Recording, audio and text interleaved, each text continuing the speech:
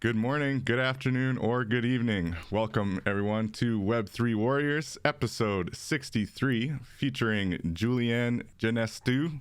Thank you Yes, you for did well. joining us, Julien. You are the founder of Unlock Protocol, a very interesting, cool project that's looking at creating membership-based NFTs and empowering, creators through the use of NFTs for memberships and token gating, which is a really cool concept. So thank you again for joining, Julien. How are you doing today? I'm doing great. Thanks for having me. It's a pleasure to be here. And yes, excited to talk about NFTs as membership cards, basically. Awesome. So thank you everyone for joining. I'm your host, David Karoma. I go by Chrome in the metaverse. And like we mentioned, this week we'll be looking at the idea of NFTs being a powerful tool for membership. And we've looked at really the idea of NFTs for token gating in the metaverse, and the idea that you could actually create little exclusive places where only people who are holding your NFT can come and kind of congregate, or you could even make an event in the metaverse where only people who have the event ticket NFT would be able to access that event. So that's one kind of use case that we've seen. But I think taking a step back and looking at the broader concept of NFTs as membership tokens is a really cool kind of area, especially even just IRL, right? Like you can show up at an IRL event and use an NFT as your ticket to get in. Or maybe it's the VIP version of the ticket that gets you a free drink or something else, as opposed to just paying $10 at the door, right?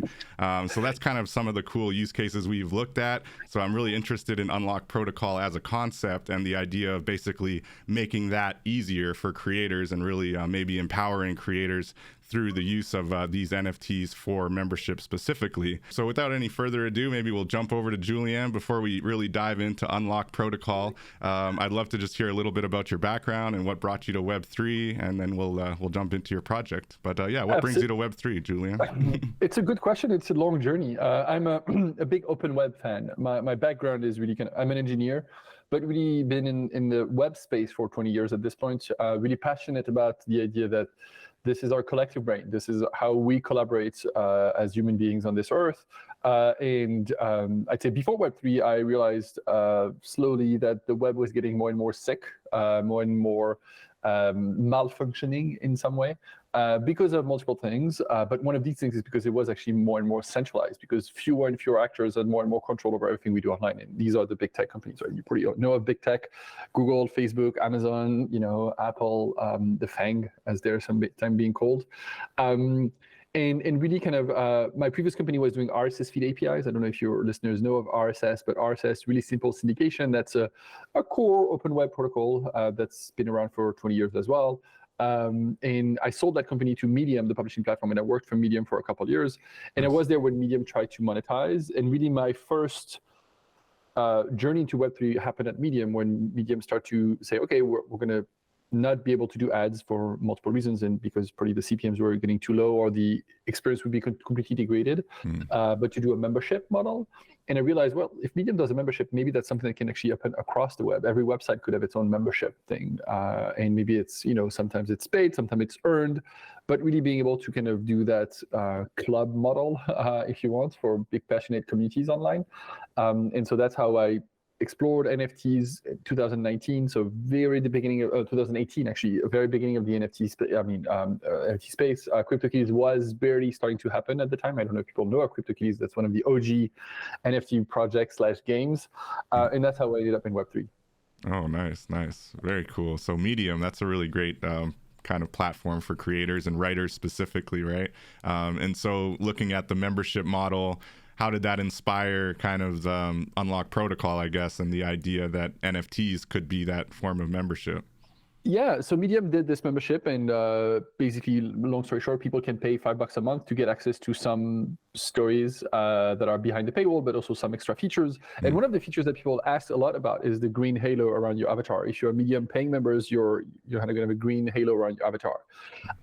And when Medium did this, first, I was actually surprised by how well it worked in the beginning. And then I realized, wait, if Medium does this, every single website could and should do that. We are already seeing most of the news media outlets like New York Times and others having paywalls. But then it's like realize like random bloggers, random indie creators, maybe indie games, any kind of little application should have its own little membership model where people pay to access certain features.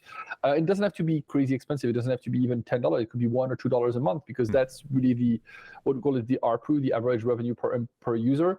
If you look at these numbers with ads, they're actually fairly low. They're usually sub-$1.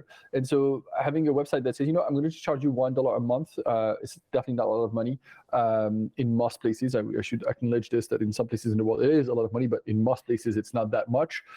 You could actually make more money than with ads, and at the same time create a unique relationship between you, the creator of the content on the blog or on the game, and your fans, the players, the people that are reading this. And so that's really how the idea came about. That's really cool. That's fascinating. Makes sense for sure. So what would you say is kind of the mission and vision of Unlock Protocol? I mean, I know you talk about that membership-based NFTs, but what's the overall mission of the protocol? Yeah.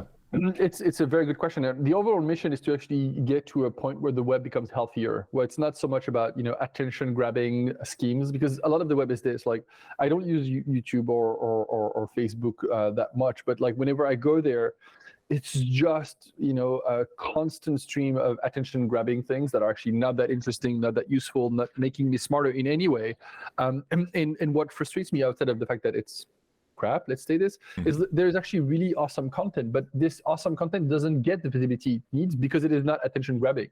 So it's kind of like we promote the stuff that is kind of not that useful because it is good at grabbing attention, but the stuff that is useful, interesting, is basically buried under a ton of crap. And to me, we're that's struggling kind of with that right now as a podcast.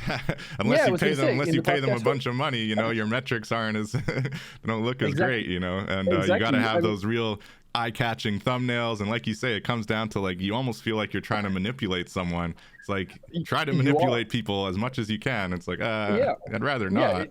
You are. I mean, that's the thing is like right now, if you want to make money, I mean, I'm sure there's people that make money, but like the people that are getting the more money out of that system are the ones that are actually not providing the best kind of content, the most interesting one, but the one that are the best at these kind of attention tricks, like here is what happened, kind of the headline, like guess what happened after she's done XYZ, and then everybody clicks on this. Or it's kind of frustrating to me, because again, I do think that the web is our collective brain. This is how society functions. I mean, you're in Winnipeg, I'm in New York State, we're having a call right now.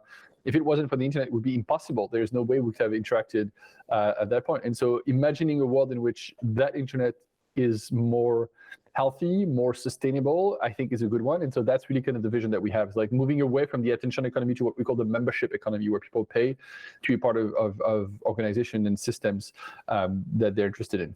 Very cool. Very cool. So how does it work, I guess, is a great question. And let's start there. How does it work? And have you made it easy? Have you made this membership concept easy for people? We made it easier than what it was 2 or 3 years ago. I do think that we still have some work to do, and I'm convinced that we're going to be able to do that work. So how does it work? First, it starts with a creator, with somebody like you, basically, that says, I'm going to deploy a membership contract. And when you deploy a membership contract, we have a UI for this, right? You don't have to write code. You set the terms of the contract. The duration of each membership can be a week, a month, a year, 5 seconds. I don't think it makes a ton of sense, but you decide what is the base duration of these membership. You set the price for the membership, how much people are going to pay, if they're going to pay. You might even have free membership that are claimable, or free membership that you would grant to people. And then basically you set a bunch of other terms, like cancellation and all of that, if you want to allow people to do this. And then the idea is, like, once you have this, you can bring that smart contract into any of the toolings that you might want to use, where you would treat people that have a membership differently from people that don't have a membership. So again, we're going to talk about token gating here, but it's different stuff. Token gating is what we call access. There's kind of status as well. So as I said earlier, like the medium halo around your avatar. I don't know if people are going to be able to access this in video, but like at the bottom of my screen here, you can pretty see there's a bunch of small icons. These are my members, so it's kind of a status thing. They don't access anything special, but part of their status, like, they get to be displayed as overlay on my call. So there's access, there's status, and then there's stuff. It's like all of the benefits that you can get from, say, if I was a e-commerce seller, I can give me give discounts to people that have my membership. That's the Amazon Prime membership model, right? Like if you got Amazon Prime, every item that you order is free ship. I mean, you get next day free shipping or whatever is their marketing term of the days. Right. And so that's the stuff that you can get. But if you think about, stuff, it could also be maybe swag, like maybe, once a month to all of my fans, I send, a hat or that kind of thing. Let's take another example. YouTubers these days, a lot of them use Patreon.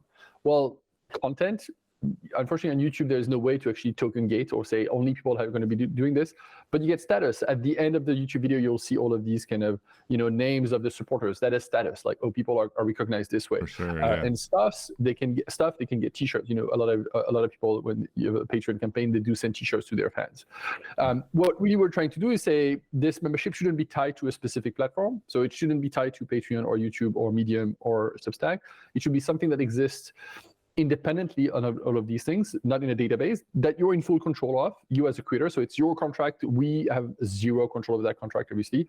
Yours, you can do whatever you want with this. You can display it on whatever website you want. And then it has at its core the base capabilities of any kind of membership. Wow.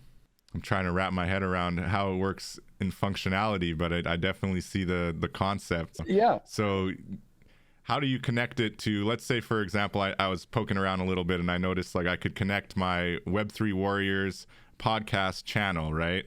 And so, and then we can create essentially like a claim site where anyone kind of through our network on Twitter, we let people know we've set up this claim site. If you want to be a member of the Web3 Warriors community, you have until X day to claim these tokens, and anyone who claims it will get, a wearable in the metaverse that we'll just send out to everybody, and maybe some kind of perks in the future. So from the point of, I guess, providing my Twitter, what is it actually doing? Like, So basically, you would have your Twitter, you would create a claim page, as the one that you describe.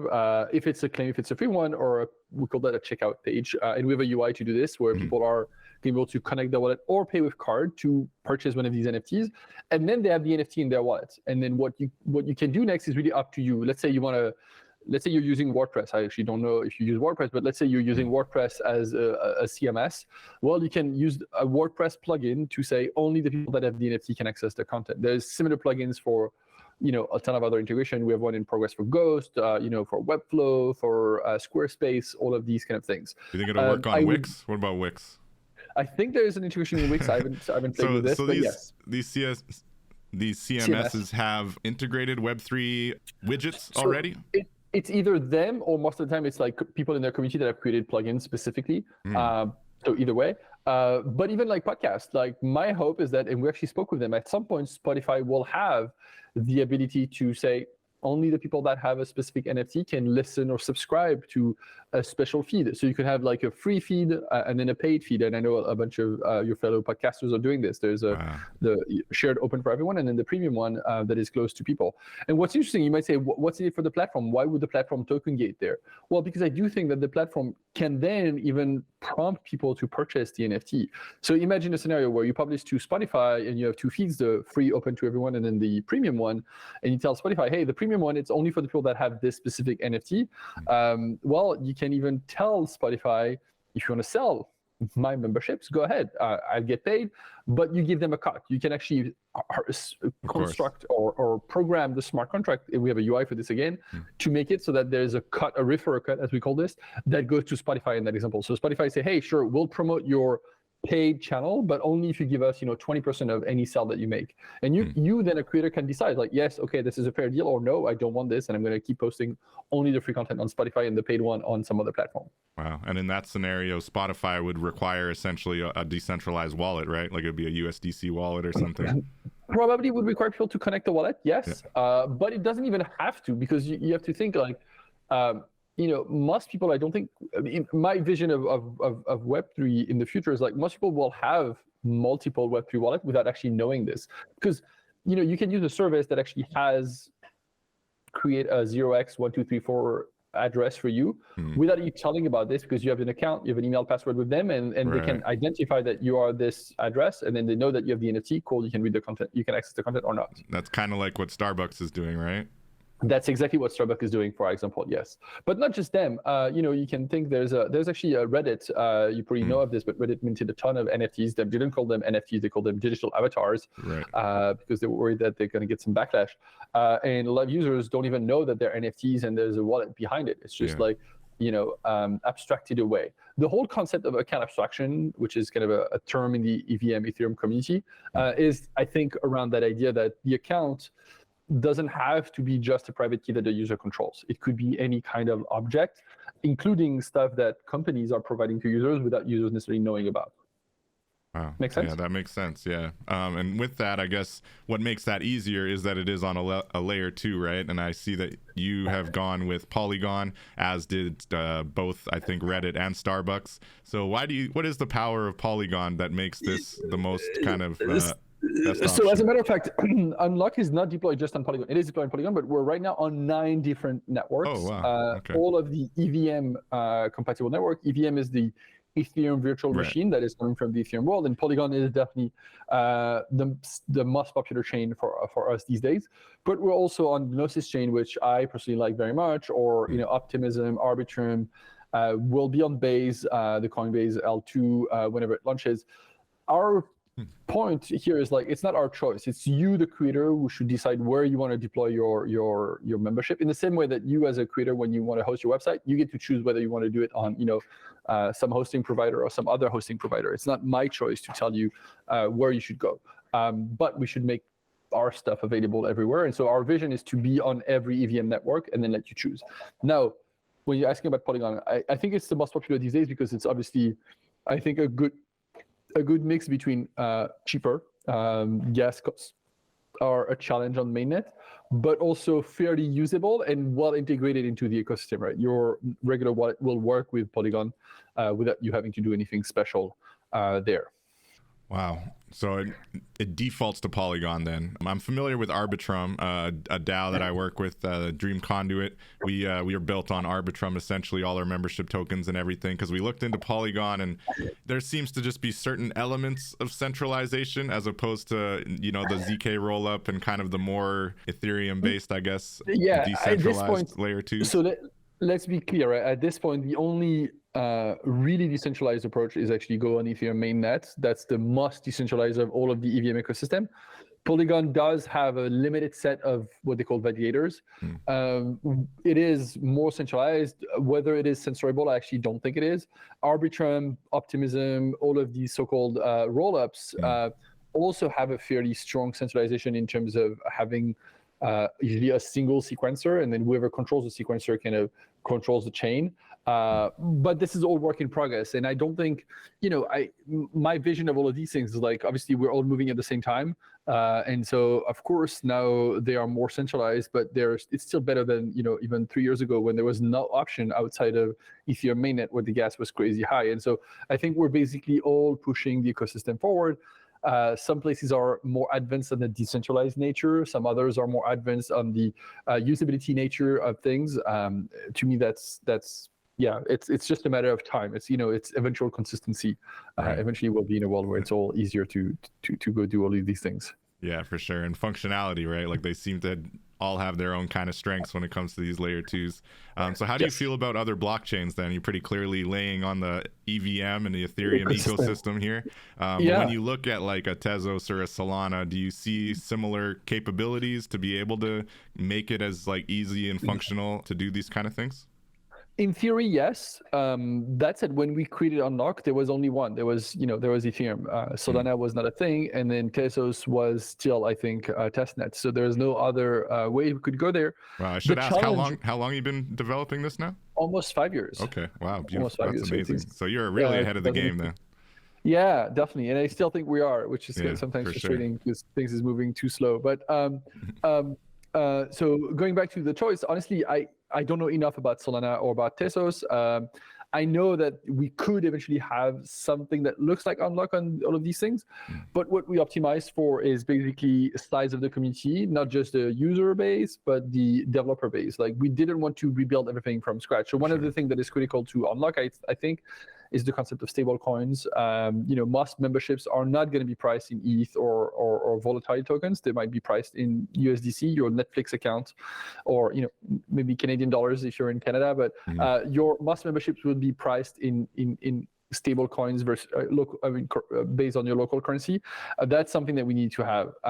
At the time, I actually don't even know that Solana now has a stable coin. Yeah, they do. They support Circle jumped over there, so they have a USDC. They have a USDC on Solana now. But definitely, I agree. Stablecoin is kind of a key aspect of it, and I think when it comes to Web3 natives, we're all just used to using US stablecoin. Although I've heard there's a Canadian out there trying to make a Canadian stablecoin, but I don't know I'm sure what the there demand is will be like. Stablecoin, there's a Euro one, and we'll see more and more of these. Actually, one of the features that we have is like, even though it is important for us to be able to take creators, hey, you charge whatever currency you want, we've added what we call swap and purchase, which is basically the ability for a user, whenever they are going through the checkout that I described earlier, to choose what currency they want to pay in, knowing that the creator on the other side is going to be paid in the one that they want. So if you set, Canadian dollar, whatever stable Canadian dollar coin for your membership, and I don't have any of these in my wallet, I can still pay in USDC, and it's going to be swapped in real time in a single transaction using Uniswap to whatever you want. So basically, as in practice, you get paid in what you want, I pay in what I want. And the smart contract is smart enough, that's the point of smart contracts, to actually do the conversion between the two and charging me the right amount and paying you the right amount as well. It is, but that, looking at automatically going to Uniswap and doing that swap, wouldn't there be some excessive gas fees in this EVM ecosystem? On mainnet, yes. Yeah. On Polygon, we're talking about 1 or 2 cents. So Uniswap respects the Polygon layer 2 as well and does swaps on layer 2? Yeah, Uniswap is on now, I think, pretty much all of EVM, the same that we are on. I mean, maybe not all, but like they are definitely on Ethereum mainnet, on Polygon, Optimism, Arbitrum, Binance. Yeah, I just thought when they do the swap, there's always the gas is on layer 1. They do swap locally. They do swap on the local chain. And so, and again, we're talking here about membership that are like $10, right? So there is no slippage from a practical perspective. If there was, if it was talking about millions of dollars, then on some chain there might be liquidity issues and you might see a price that is not correct. But on local chains, there's always enough to do a swap of like $10 or even $5, or even maybe a couple $100. It would be fine. Right. Yeah. No, that's really fascinating. I'm not as much into the DeFi side of things. I'm definitely more on the creator side. So I still am not 100% on my Uniswap. Every time I go there, like I'm sure you're familiar, you heard this latest crazy coin was the Pepe coin. And a bunch of my friends are like, oh, trying to like feed me the FOMO. And I look at it, I'm like, I can't justify $50 in gas to buy like $20 of a crazy coin. Yeah, exactly. Honestly, this for me is, I'm not into DeFi ecosystem. I do think DeFi, exactly like actually TradFi, is a tool. It's something that should enable something else, and it's not just about speculation. Like, sure, there is a use case for speculation. I'm not gonna, but I think it's useful for people. I'm French. I live in the U.S. Swapping money is something that I want to do, and it's a basic thing that everybody should be able to do, right? Yeah. As in the use case that I described, it's like a creator wants to be paid in a coin, the user wants to pay another one. It should be completely transparent. It's kind of like it should be a default kind of infrastructure that you use, and all of DeFi should be like this in my mind. Like when it's not about like, okay, buying and selling tokens that are going up and down. It's like, oh, I need to borrow money to do something else that has a higher yield than the interest rate that I'm paying on that mortgage or on that loan. So I see DeFi as a infrastructure that allows us to build interesting application for creators and beyond. Yeah, for sure. And I mean, it definitely adds energy to, like you said, the overall developer ecosystem in Ethereum, right? And it's a big part of why there are so many active developers here, I think. Yep. Yeah. Very cool. Very cool.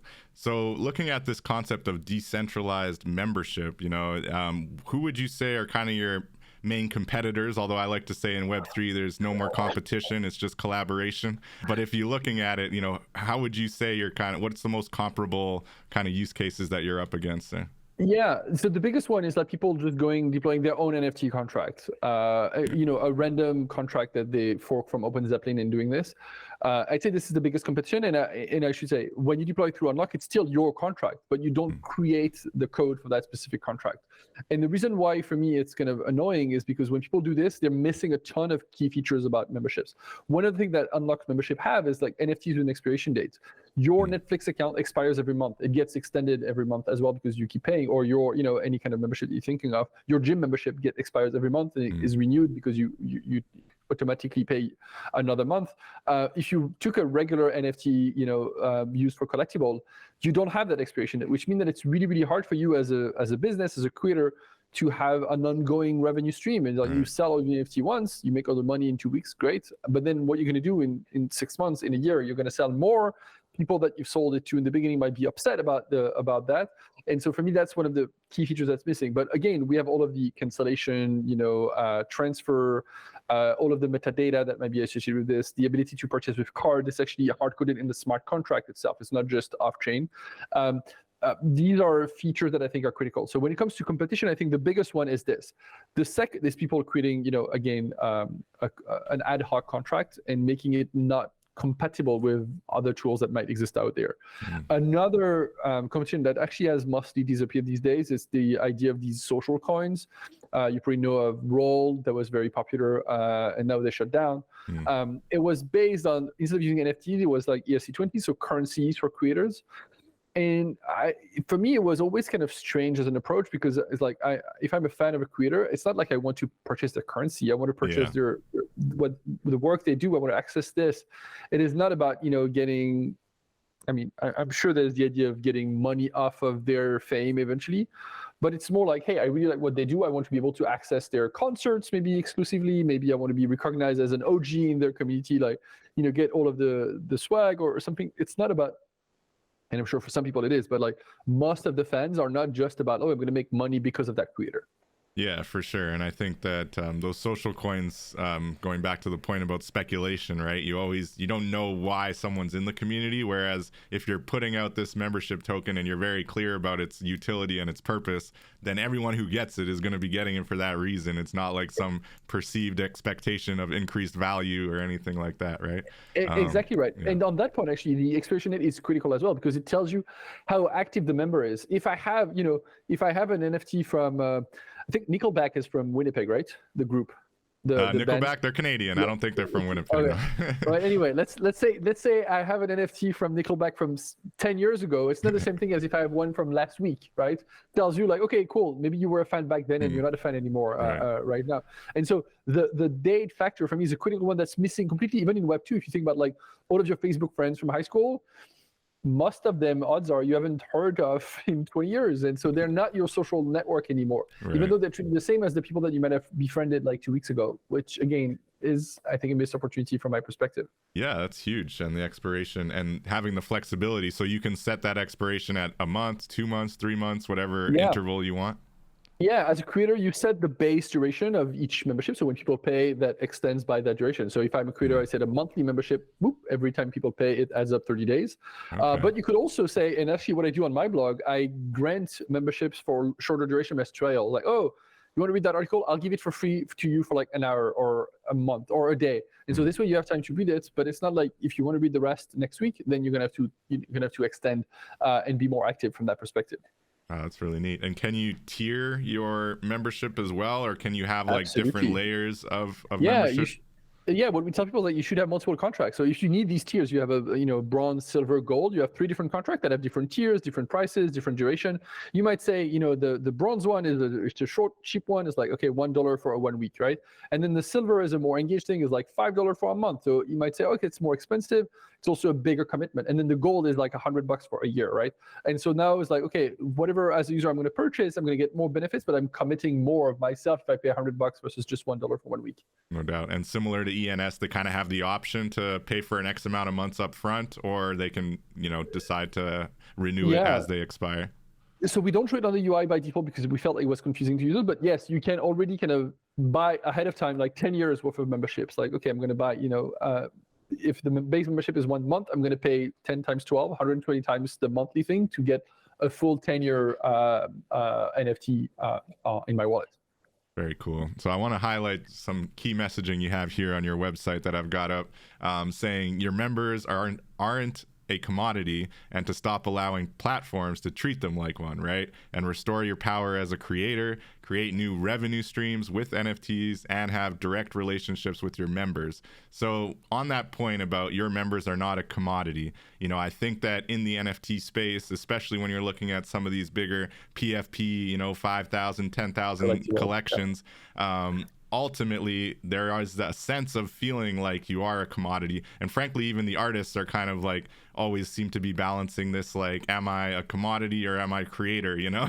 And you have collectors who talk to them like they're a commodity and like, you should be doing X, Y, and Z for us so that our value continues to go up, you know? So I think it's such an important point looking at Web3, looking at NFTs. I just love your thoughts on that, and how are you kind of trying to flip the script on that narrative a bit? I mean, what you said about the commodity thing, it's mostly because I think a lot of these NFT projects are highly, highly speculative, right? When you have people say, hey, I want you to do X, Y, Z because the price is going to go up, they're actually not interested in the art or in the artist itself. They just want the price to go up. Right. And, you know, again, that's fair in some context, but I do think that NFTs are a lot more powerful than just about this kind of highly, highly speculative version of the web. So, and for me, that's another point of the exploration. It makes things a lot less speculative. Like when you know, if I have a thing that's going to expire in 2 weeks, it's obviously less valuable a week from now than it is right now, because it's only 1 week left at that point. So it kind of built this idea, and it's not about, like, again, thousands of dollars worth of NFTs. It's like, well, maybe $1, $2. It's a very good tool to actually represent these cheap memberships. Because again, we should know this, but like if you charge people with a credit card, you know, $1, it's practically not possible. You could do this, but the costs involved with that are going to be way higher than what the user ends up paying. And just even typing your credit card number is a nightmare at that point, just to pay $1, which is why you don't see anything less than $5 on these things, because it's actually too expensive. But I do think, again, if you use crypto here, you can actually go, maybe not quite to the cent level, but you can go to, like, you know, 50 cent, 20 cent memberships that give you access for a day, a week, a month to something that is really kind of, you know, cheap and easy, you know, kind of the vending machine kind of scenarios. Like, I don't have to think twice about this. I'm just going to put $1 here and I'm going to get something in return. That's what I want to enable for the web, because I do think it's a healthier model than just the attention grabbing economy that we've been living in for the last few years. No doubt. Attention grabbing needs to be on its way out. And it's a recurring theme that we hear in this Web3 Warriors show often is, like, is Web3 going to change the kind of data vampire, you know, typical, like, manipulating structure of the ad-based economy, or is Web3 going to just continue to replicate the old mistakes, right? And I think I hope it's not going to replicate the old mistakes, but sometimes, you know, some days, and when we look at the PFP they are attention games in the end. Like, they are just like making noise. When I saw, like, Musk tweeted something about a Milady or a meme, and then there's like, everybody's like, oh, I'm going to buy Miladies because of this. Is like, damn it, you people, like, you don't understand. I mean, you don't understand. I'm sure you do. Maybe I don't understand, but like, I think there's a better world out there than that. No, yeah, it's horrible. And that Miladies is one of it's a horrible project, frankly. Their community seems crazy. Yeah, but Elon is Elon, you know. One other thing I definitely mentioned off the top that we always like to talk about at Web3 Warriors is the metaverse angle of this, right? And the concept of, like you say, being able to actually use these membership NFTs within the metaverse to limit the experience or allow for maybe an exclusive VIP area. Is that a major use case that you're looking at kind of in your marketing and the way that you push Unlock Protocol? And have you done anything in the metaverse already that you can kind of point to?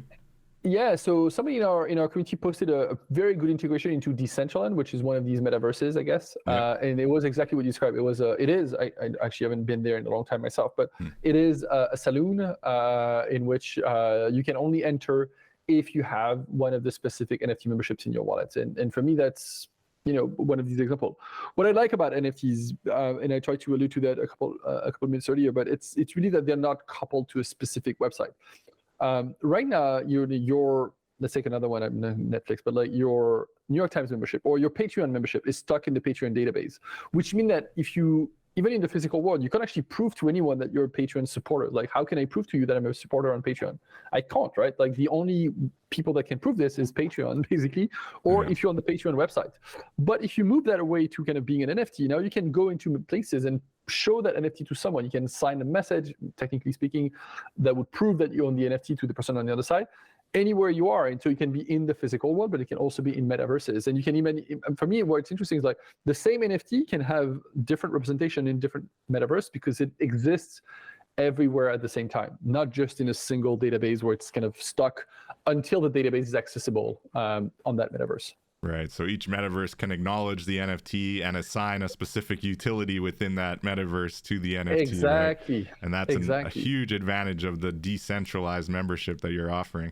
So how are you kind of positioning this in opposition to a Patreon, to some of these centralized membership sites essentially that are trying to offer kind of what you're offering, but in a centralized way? You know, are you kind of directly marketing to some of those users, or is it more like going for the Web3 natives and kind of growing slowly kind of from that side? For now, it is definitely going to the Web3 users because there's still a lot of Web3 kind of pre-required knowledge, like how to use a wallet, all of these things. Right. And I'm never going to frame this as against a Patreon, because I do think in the end, Patreon should be an implementer of the protocol. Like, we're building a protocol because we think it could actually be useful for Patreon. Like, I don't think there's actually anything that would prevent Patreon from a technical perspective. And even from a business perspective now, like, you know, they can say, hey, sure, we'll let you sell membership through the Patreon platform, but you give us a cut, which is what they do right now. You sell, you know, if you use Patreon, they take a cut. I don't know what the take rate is, but like it's maybe 15%. They take it. And so I think it would be very fine to say, hey, sure, we'll sell NFT memberships to your content, but we want to do that only if you give us 10 or 15%, which is what they already take.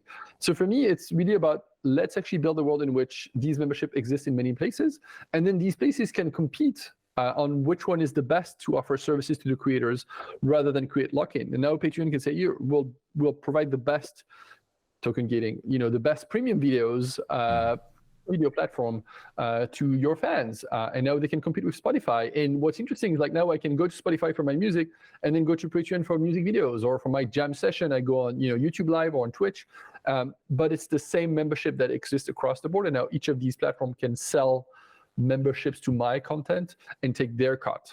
Awesome. So you see a future where the Spotifys and the Patreons are using your technology essentially, because it makes sense. It makes sense for them across the board. It makes sense for them, and it makes sense for users, because in the end it builds a better ecosystem for the web. I think, to me, that's kind of the long-term play of what we're going after. Wow, that's awesome. And when you look at the evolution into the metaverse, like, do you have any thoughts on, you know, how that is going to help with adoption, you know, and like, have you kind of bake that into your marketing plan at all? Like, the idea that digitizing the world and people kind of jumping into these digital worlds is becoming more commonplace. Is that a big part of kind of what you're doing? It's not necessarily a huge part, because I myself I'm not a user of metaverse that much. I'm not a gamer and not using it that much, so I wouldn't. But the idea of, again, the membership exists in multiple places is critical and central to what we're saying. And so and again, I mentioned oftentimes the physical and the digital, but I think there's many digital versions, and that's the metaverse is, I guess. The NFT exists in all of these places because it's the same object that exists in a different dimension, basically, and it can be used by all of these platforms. So I'm convinced that this is useful in that context. It's just because I'm not an expert in metaverse myself. I actually don't talk that much about this, but I do think that applies very, very well there. Yeah, I think you've got a really great target audience kind of baked in there when they see this potential. And I love that it is multi-metaversal. Like, it could really work across all the different metaverse places, like you say, to have different utility in the different spaces, because you're just, you know, reading the smart contract. So it's really fascinating. Very cool, very cool. So final question, or one of our final questions, just looking at kind of the fear, uncertainty, and doubt in the wider space, right? And even just right now, kind of in the bear market, how do you navigate it? And how do you kind of, or do you bother even trying to convince people that this Web3 route, for all the reasons we've stated during this episode, right? The multiple angles and being universally acceptable, you know, all different places, including IRL, which is really cool. So how do you kind of pitch it to your average person out there when you're telling them about how great Unlock Protocol is and how it can change the game for memberships and digital memberships and communities. Yeah, it is hard. I mean, definitely in the bear market, nobody wants to look at this and crypto is a scam. And you see the president of the United States saying, "Oh, crypto is just like, whatever rich people's like." No, it's not this. It's a core technology. Yeah, I'm making the same face. And it's so disappointing because I do think, I've heard people in government say they're going after big tech. This is the way to go. It's not about saying, "Oh, we don't like big tech," that you're actually going to make big tech disappear. It's actually by doing things. And we actually take that same approach where we say, there's so much we can do by pitching and explaining. At some point, we need to build stuff. And so we're trying to build, and we're building, not just trying, we're successfully building and iterating on tons of different small products that actually showcase what can be done. So for example, we haven't talked about this, but like Unlock is being used widely for ticketing. A ticket to a conference is a membership to the conference, or a ticket to a concert is a membership to the concert. We've been pushing really hard all of the space to say, no, it's time to move on to using crypto native technologies for ticketing. Don't use Eventbrite or any of this. And so we have a ticketing solution called Events by Unlock that actually works pretty well. And would it work with an Eventbrite? Just curious, or is it kind of independent? It's independent, obviously, because Eventbrite actually has a database, and there's no database there. But I do think it works better, and it doesn't even require you to use a wallet. So that's what I was saying earlier. Like, it's like the wallet is there if you want to have one, and you can use this. But if you don't have a wallet, you can still get an NFT and a QR code attachment to your email that you can show when you go to the venue without knowing or caring at all about NFTs or Web3. And for me, this is interesting because that means that now, as a non-Web3 user, I can use this, and it's almost like, hey, I'm missing on half of the benefits of that thing because I'm not able to log in on website by connecting my wallet and proving that I have a ticket to the concert. That's when I'm going to onboard. That's when I'm going to, download the wallet, and then now maybe buy cryptocurrencies to actually purchase my next membership. So we're really trying to kind of ease the way in by building product and we're still doing pitching and I'm doing marketing work and recording podcasts. But it's really, I think, in the bear market, the powerful thing is like, since it's not audible, like whatever you can say, most people will just ignore because bear market and because NFTs are scam. Yeah. It's about building and kind of showing rather than telling. Yeah, that's awesome. I was at NFT NYC recently, and we had an event where, if you had the NFT, you could have specific like exclusive seating, and everyone else, and a free drink, I think. So it's kind of interesting. And I like, I was just clicking over to your events section on the site, and it says Web3 is better in real life. And I have to agree with that, and I like the idea of adding that utility. I've often said NFTs are the gamification of life, actually, because digital assets were already fun for me as a gamer, in the digital world. But now that they've been given this like real world value, it's really just gamified life and made things easier. And I was looking at some of these other sections you had. I love the Flocker concept, what you're pulling together. Yeah. So Flocker, basically the idea is like, hey, when you're a creator, you have members across the board. Every social network, you have to rebuild a network. That sucks. What if you actually had an easy way for people to claim one of these NFTs? Say, hey, I'm a fan of yours. Wherever you go, I'm going to follow you, basically. And then on different platforms, people can just access your content based on this. It doesn't have to be a paid membership, but it's really kind of a follower model. That's one of these. Another one we launched this week is Alpha Tweet, which I think is a cool one, is basically the idea of rewarding people resharing your content. So let's say you create, premium content. Right now, well, when you do this, your fans are going to be able to read this, but you're losing all of the distribution that comes with social networks. Well, with something like Alpha Tweet, you can reward the people that are distributing that content. Say, okay, cool, you'll get 20%, 50%, whatever, of what I make as money if you reshare that with your friends and they end up retweeting. So kind of creating this referral model in Web3. And that wouldn't be possible to do that without Web3. Otherwise, you would have to do, allow list and kind of vet everyone to be a reseller. Here's like, nope, it's just a smart contract actually takes care of this. And if you're the best distributor of my content, I want you to distribute it even without asking my permission. No doubt. Yeah, no, that's really interesting. I was just looking at this Alpha Tweet concept as well. I saw it on the Twitter as well.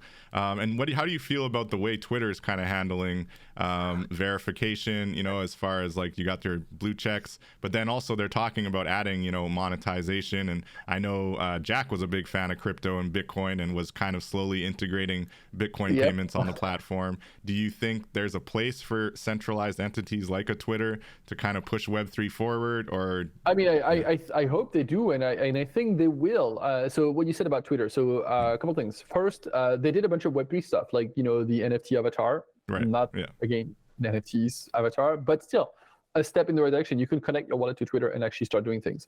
The other thing that they're doing right now, so they shut down initially there was called Superfollow, but now Musk apparently revived them a couple of weeks, last week or something, and now he has subscribers.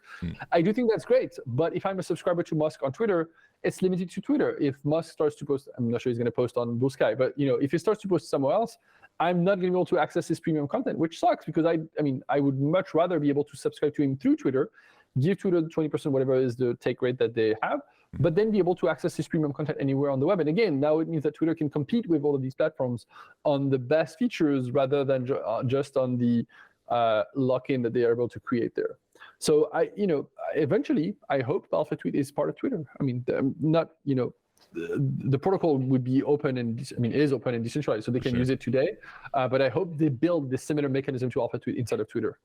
Yeah, I think the more you can kind of allow creators to have control and really incentivize their community and create revenue and create value for their community, the better, right?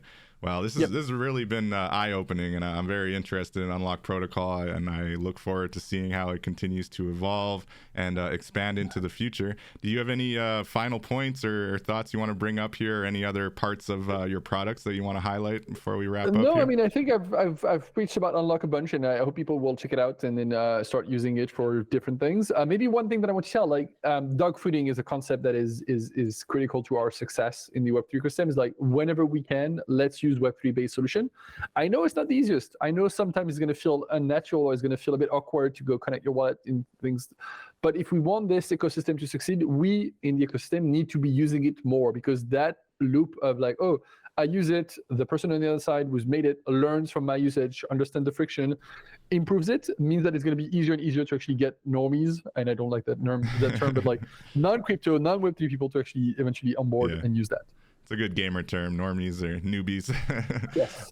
Yeah. And do you think that the IRL connection is kind of the secret sauce for that? Like people, attending IRL events and seeing those with the NFT holders getting special perks and being like, hey, how do I get in on that? Like, do you think that's part of the secret sauce? I do think it's part of the secret sauce. Like for me, it's actually crypto is interesting because, let's almost philosophical, forget about Web3 NFT in 1 second, but the invention of Bitcoin is digital scarcity, right? It's you're able to make something that is digital, but then not copyable for the first time. And for me, one of the things that was always making it hard to actually bridge from the virtual world to the real world is the fact that there is basically the ability to copy things. And so it's digital tickets were really hard to do because everybody can copy the tickets, and then that creates kind of friction. Digital money was really hard because everybody was able to create this thing. But when you start moving back to a world where now it exists, digital scarcity, you can have stuff that are digital that slowly, and as you said, transpire in the IRL world. And for me, that's kind of one of the things that's going to make the web even more IRL. I actually don't buy the URL versus IRL thing. I actually think we're all, same people doing the same reality, things. Yeah. It's all reality. I spend half of my days behind the screen. Yeah. I'm pretty convinced this is real. And so we're going to see more and more of that. And so anything that actually limits or anything that empowers basically this virtual thing to be usable in the physical world is powerful. And again, that's what NFTs are doing there. Yeah, most definitely. It's been a big recurring theme, the idea that instead of thinking IRL versus digital, just think of it as an extension of reality into the digital world. It's not in contrast to it. It's just an extension of it, And all the other way around. I do think that, yes, it used to be that digital is an extension of the real world, but I think more and more the real world is going to be just an extension of the digital world. And for better or worse, again, we spend most of our life connected, whether it's on the screen, on the computer, but, these phones. I challenge anyone to, go into a random city. Have, not anyone, and then don't use their phones.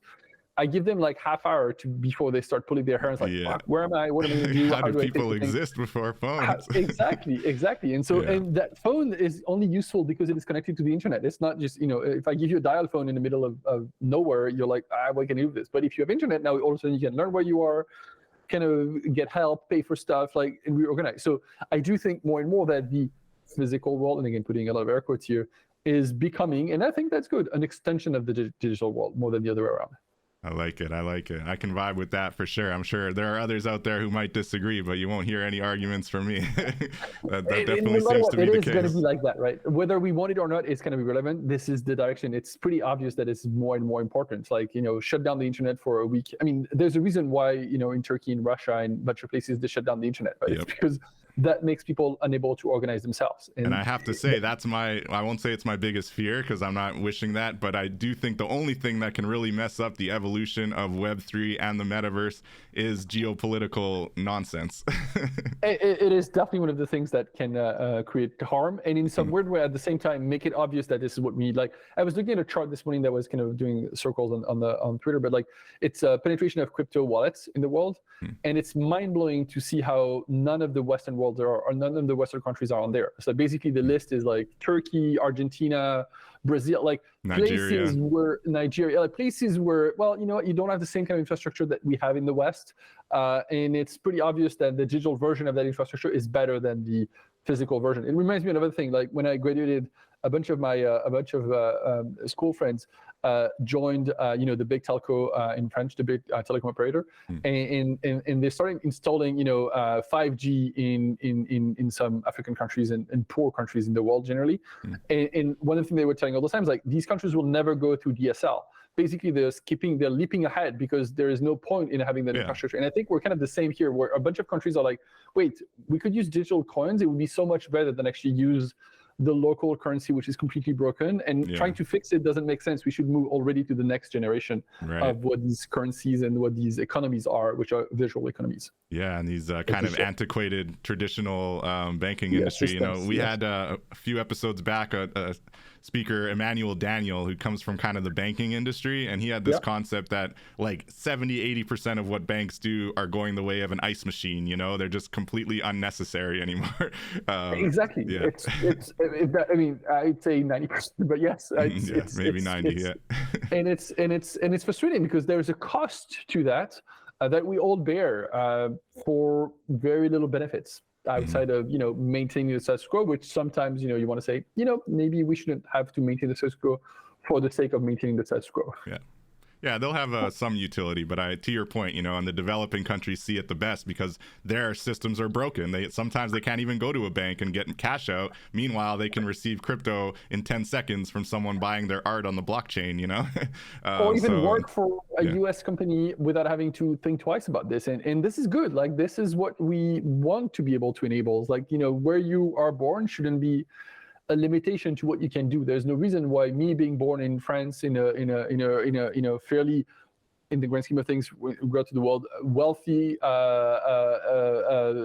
family or situation shouldn't be a head start over some guy who is as smart, maybe even smarter than me, who was born in Nigeria or Senegal or India. That kid should have the same chances that I have.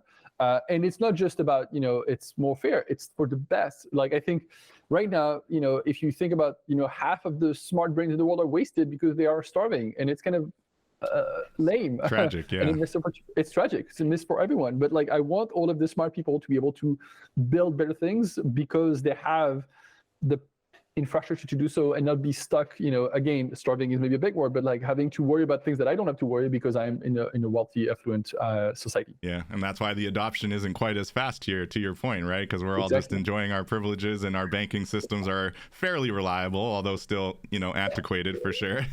Yeah, exactly. Like, we don't have to worry too much, even though we more these days. We were using Silicon Valley Bank as our bank, so this was a bit asterisk. Yeah, that hurts. That did hurt, but this is like, well, we don't need to hurt. There's a better world out there. No doubt. All right, peer to peer for the win. Yes. That's it. That's the bright future we're all looking for, and I agree. Web3 is ushering that in. So thank you so much, Julien, for your time. I hope you have an amazing day. Thanks. It was a pleasure to be on, David. And let's meet IRL at some point. For sure. I'm going to be a regular at NFT.nyc, so next time I'll know to reach out to you when I'm in the city, for sure. Perfect. Look forward to it. All right. Till next time, we'll catch everybody in the metaverse. Peace out. Bye, everyone.